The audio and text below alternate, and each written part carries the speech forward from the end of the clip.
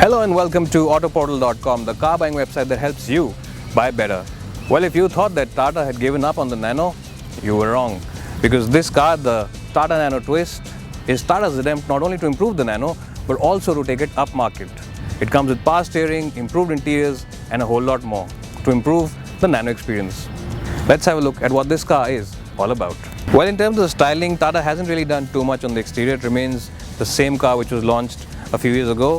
What you do get now are these integrated fog lamps and this nice chrome strip running over here, which adds a little more appeal to the car. You get the same single wiper, which is of course Tata's way of cutting costs and making sure that the car is still competitively priced.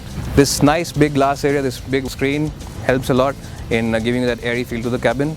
Moving on the side now. Well, the side profile is largely the same. You get these nice 12-inch wheels, which though not really ideal for this car, managed to do the job. Well, Tata has left the car completely unchanged at the back, and that's something which we don't like, because we would have hoped that Tata would have at least provided a hatch opening. You still can't open this hatch from the outside. You have to go all the way in, remove the seats at the back, and then load your luggage or access the engine for that matter. So that's a bit of a negative on this car. On the styling side, you get another chrome strip over here, which makes it look a little more appealing. Nice blackened out vents for the air dam, and well, it's more or less the same deal as the original car. Well, just like the original car, the tire size difference between the front and the rear is still there. The front ones are thinner tires, the ones at the rear are much thicker. Also, another cost-cutting measure that Tata used in the original car is followed here as well. You only get 3 lug nuts instead of the 4 usual. So that's another cost-cutting measure Tata have carried over from the regular car. Well, this plastic air dam over here allows the air to reach the engine for improved cooling. Well, Tata Motors have made a lot of changes on the cabin of this car now. You get this nice beige upholstery, which really adds to the airiness of the cabin. You also get these power window switches, which have been repositioned. Pedals have been repositioned as well for better ergonomics. You get a stereo as standard, which gets an auxiliary port, a USB port, and also Bluetooth. AC is standard in this version of the car, and you also get a nice reworked gauge cluster, which gets distance to empty, actual fuel efficiency figures, and a trip meter, among other things. There are also 2 small glove boxes, one here and one in front of the driver over here, which can hold some knickknacks. Quality levels aren't that great, but they're not bad. They're a big improvement from the last version of the car, so that is a plus point. Also good is the overall room in the front seats. You get a lot of leg room.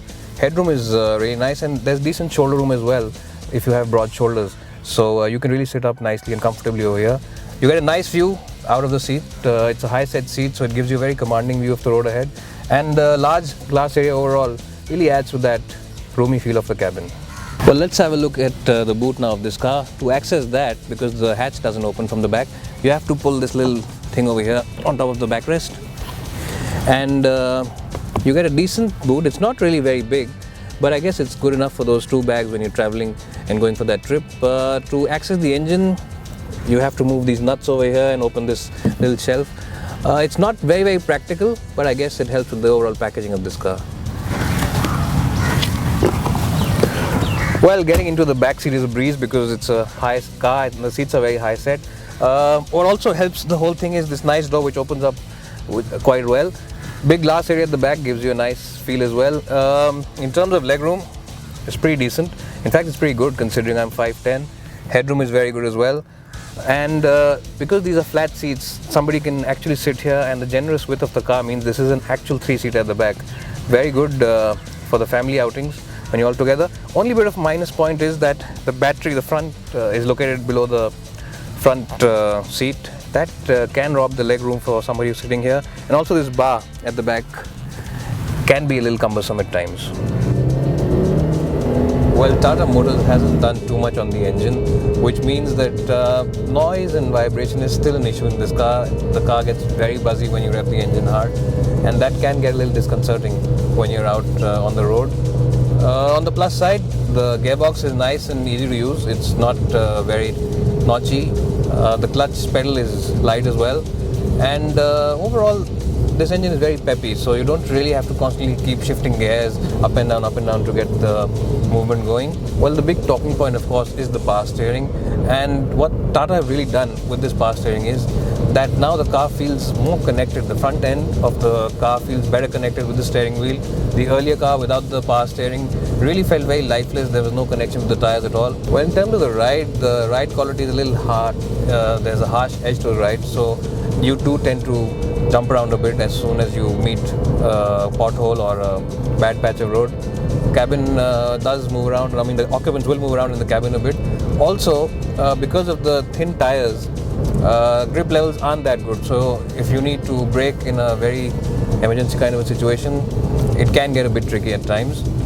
On the plus side though, the power steering is very, very good.